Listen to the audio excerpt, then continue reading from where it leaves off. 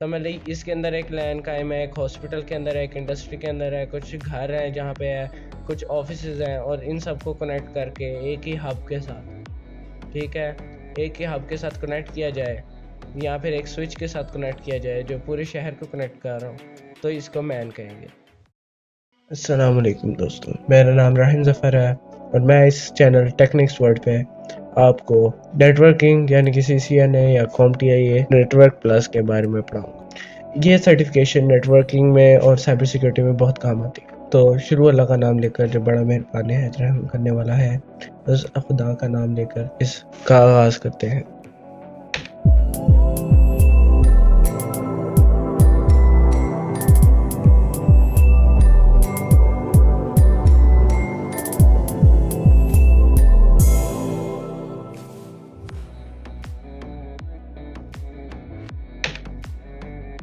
तो what is network? Network क्या है? नेटवर्क के बारे में अगर आप उसकी हिस्ट्री के बारे में पढ़ेंगे तो आपको पता चलेगा कि जब फर्स्ट वर्ल्ड वॉर चल रही थी तो उसी दौरान कुछ कंप्यूटर एक्सपर्ट्स ने, जो अमेरिका के रहने वाले थे, उन्होंने 4 कंप्यूटर्स कंबाइन करके उनको नेटवर्क के केबल्स के साथ ज्वाइन करके एक नेटवर्क बना दिया था। यहाँ से नेटवर्क की इब्तिदा हुई थी और आज अगर हम इसी नेटवर्क को एक सूरत में देखें तो इंटरनेट भी एक नेटवर्क है जो कि एक वाइड एरिया या एक बहुत बड़े पैमाने पर फैला।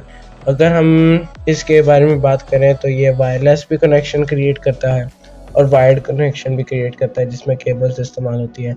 वायरलेस यूँ कि वाईफाई या अदर ब्लूटूथ, इनके ज़रिए हम लोग कनेक्शन क्रिएट करते हैं।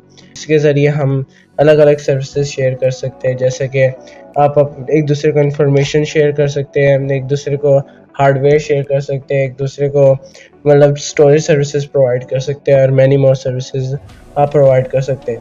इस कनेक्टिविटी के अंदर 2 या 2 से ज़्यादा कंप्यूटर्स या अदर डिवाइसेस जैसे कि mobile, TVs and other things जो इसके अंडर आती हैं। अगर आगे बढ़ते हैं तो व्हाट इज़ नेटवर्किंग? नेटवर्किंग, पहले हम लोग नेटवर्क पढ़ के हटे हैं, तो जो प्रोसेस जिसके ज़रिए हम लोग नेटवर्क क्रिएट करते हैं, उसको कॉन्फ़िगर करते हैं और उसको इंस्टॉल करते हैं, इसको नेटवर्किंग कहा जाता है।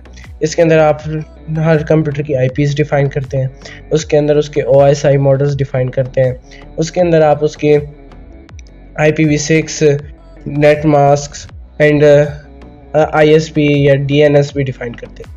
अब अगर इसके अंदर हम लोग कनेक्शन की बात करें तो इसके अंदर वायर्ड भी हो सकता है और वायरलेस भी हो सकता है। अगर आप वायर्ड करते हैं तो उसके लिए स्विच, राउटर्स या फिर आप हब इस्तेमाल करते हैं। अगर आप वायरलेस इस्तेमाल करते हैं तो आप वाईफाई राउटर्स इस्तेमाल करते हैं या वाईफाई डिवाइसेस इस्तेमाल करते हैं ताकि आप कनेक्शन क्रिएट कर सकें।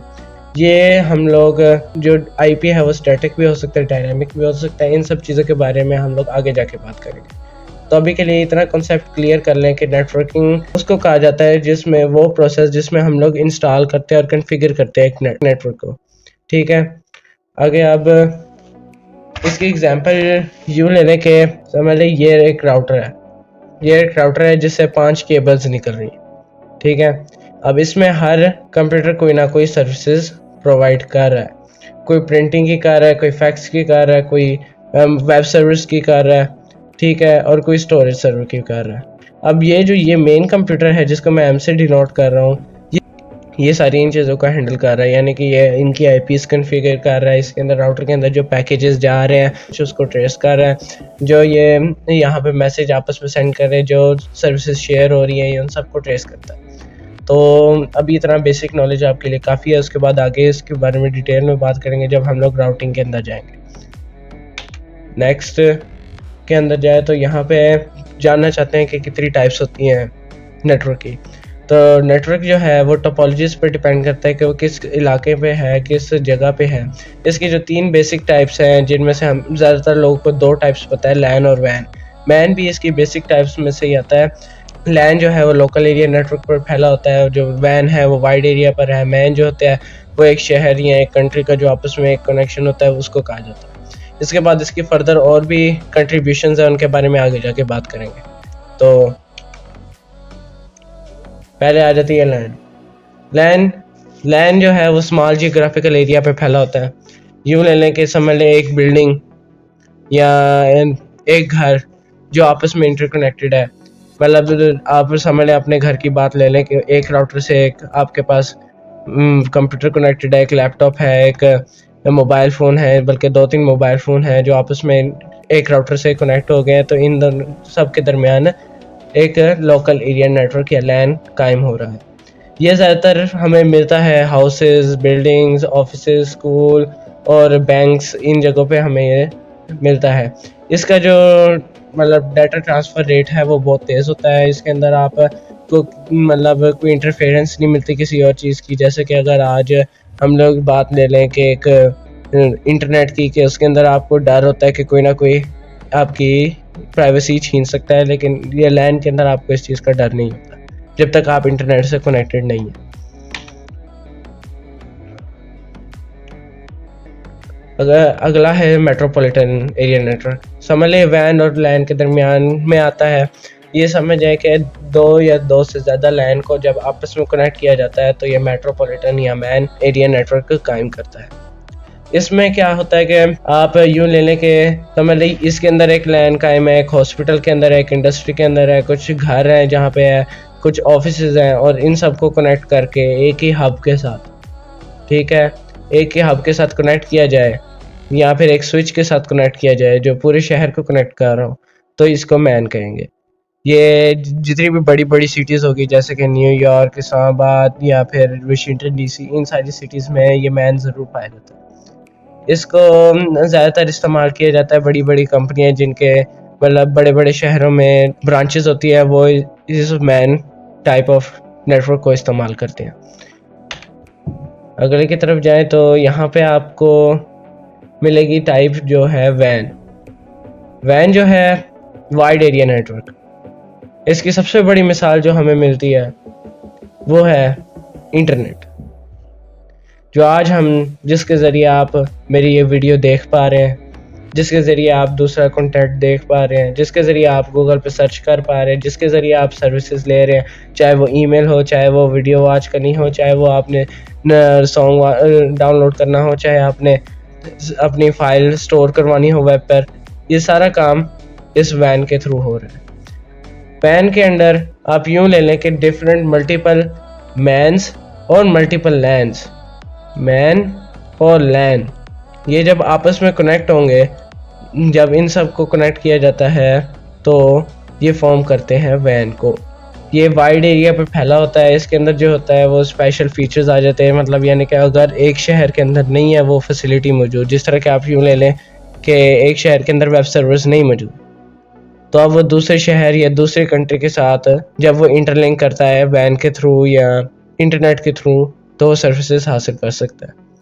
अब इसके बाद आगे जो मतलब कॉम्प्लेक्स टाइप्स आ जाती हैं, उनमें से एक है डब्ल्यू लैन या वलैन, जिसके अंदर आप वायरलेस कनेक्शंस क्रिएट करते हैं वाईफाई के थ्रू।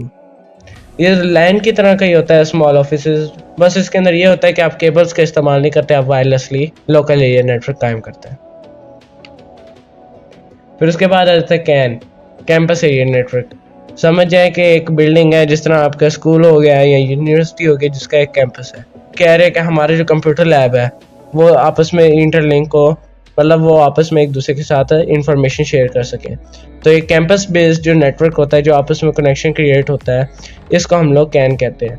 ये ज़्यादातर ईमेल्स, एग्ज़ाम्स और नोटिफिकेशन या पोल्स बनाने के लिए इस्तेमाल होता है, या फिर कोई इंपॉर्टेंट नोटिसेस या फिर प्रैक्टिस जो कायम करनी होती है, उन्होंने बनानी होती हैं स्टूडेंट्स के लिए, उनके लिए इस्तेमाल होता है। ठीक है, इसको ज़्यादातर एजुकेशनल लेवल पे इस्तेमाल किया जाता है, कंपनीज में बहुत कम इस्तेमाल होता है। फिर उसके बाद आ जाती है पैन की। पैन यूँ आ जाता है कि जैसे कि आप ने कनेक्शन लिया हुआ है राउटर से एक मेन लैपटॉप पे, अब उस लैपटॉप के ज़रिए आप दूसरी डिवाइसेस को कनेक्शन दे रहे हैं। ठीक है, मतलब यूँ ले लें कि आप हॉटस्पॉट दे रहे हैं, तो इसको कहेंगे पैन, जो ज़्यादातर वाईफाई या ब्लूटूथ के थ्रू दिया जाता है, केबल्स के थ्रू बहुत कम दिया जाता है। तो ये पैन कहलाता है। ये आपके मतलब घर में अमूमन आप यूँ ही करते होंगे कि समझ लें एक मोबाइल के अंदर जो है आपने डाटा करवाया हुआ और दूसरे मोबाइल को आप हॉटस्पॉट के जरिए उसको भी इंटरनेट प्रोवाइड कर रहे हैं। अब आ जाता है सैन, स्टोरेज एरिया नेटवर्क। वो नेटवर्क जिसके अंदर आपको स्टोरेज मतलब यूँ प्रोवाइड किया जाता है कि एक तरफ होते हैं स्टोरेज सर्विस और एक तरफ होते हैं क्लाइंट्स। तो उन सबको कनेक्ट करने के लिए जो इस्तेमाल किया जाता है उसको कहा जाता है सैन, जो ज़्यादातर बड़ी बड़ी कंपनियां या बड़े बड़े स्कूल्स में पाया जाता है, जिसको हम लोग नैस भी कहते हैं, नेटवर्क अटैच्ड स्टोरेज। ठीक है, उस कनेक्शन को जब बिल्ड करना होता है तो उसके लिए हम लोग डिफरेंट एप्लीकेशन सर्विस इस्तेमाल करते हैं, जो फिर इन स्टोरेज सर्विसेज या नैस के साथ कनेक्ट होता है। डिफरेंट क्लाइंट्स या समझ जाएं कि कंप्यूटर लैब है जिसके अंदर 10 से 12 कंप्यूटर्स पड़े हुए हैं। अब वो कह रहे हैं कि हर स्टूडेंट को एक ही फाइल चाहिए, तो वो उसे क्या करेंगे, एक नेटवर्क अटैच स्टोरेज लगाएंगे, एक सहन कायम करेंगे, मतलब स्टोरेज एरिया नेटवर्क, और उसके ऊपर सिर्फ एक वो फाइल अपलोड कर देंगे जो सारे के पास एक्सेसिबल होगी। आगे हम लोग बात करते हैं तो आ जाता है इंटरनेट। इंटरनेट सुना हुआ है। इंटरनेट यूं है कि अंदरूनी इंटरनल जो नेटवर्क होता है ना, जिस तरह आप एक बिल्डिंग है उसके अंदर एक आप इंटरनल नेटवर्क कायम कर देते हैं, मतलब प्राइवेट वैन, प्राइवेट लैन या मैन्स, मतलब आपकी बिल्डिंग का एक प्राइवेट कनेक्शन है, उसके अंदर कोई और बाहर से इंटरफेयर नहीं कर सकता, तो उसको इंटरनेट कहते हैं।